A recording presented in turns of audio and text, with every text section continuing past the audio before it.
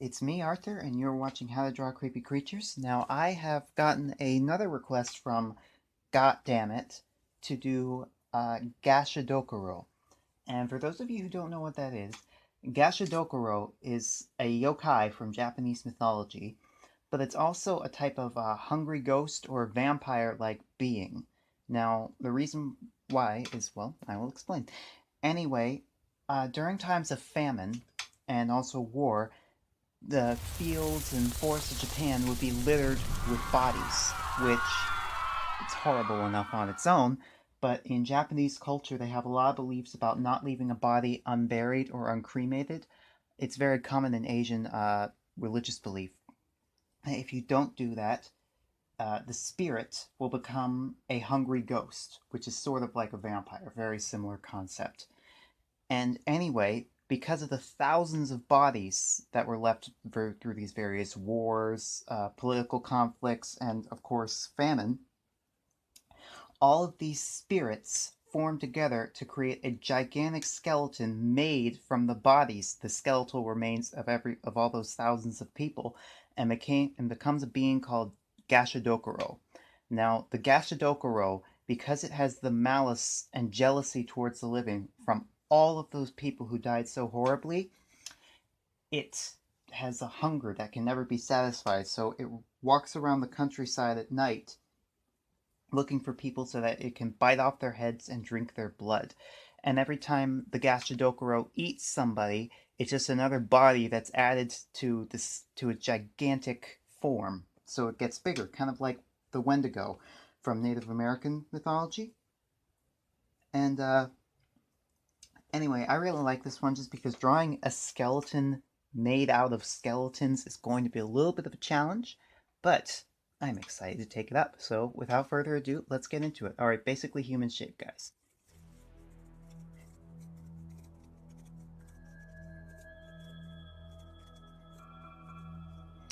Alright, now we got the basic sketch so far. Now this will be an interesting thing to do because we don't really need to draw muscle because Gashadokuru, obviously it's supposed to look like a skeleton, so it doesn't have muscle. So instead we're going to draw something kind of like a pseudo muscle, I guess you could call it, or rudimentary muscle, just so that we know where all the bones are supposed to go.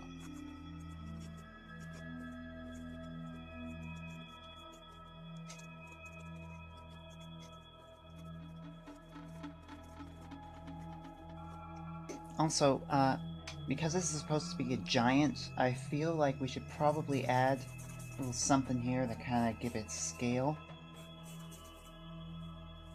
Kind of like it's walking over something, so I'm just going to draw like a really simple little hut or something that it could be walking over. Kind of give it a sort of Attack on Titan feel. Okay. Kind of draw a door here so that you have a basic idea of what the scale of a person is supposed to be. Alright.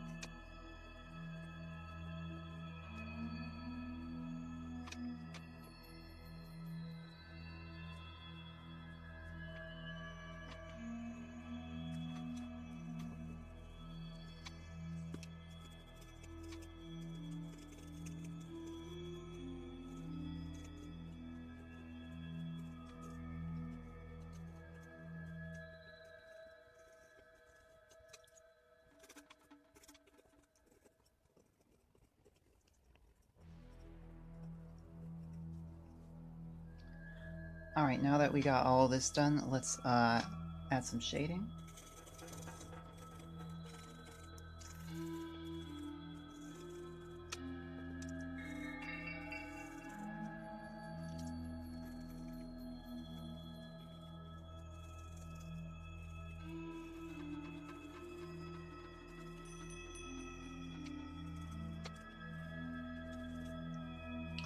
Alright, now let's fill in some of the finer details that got lost during shading.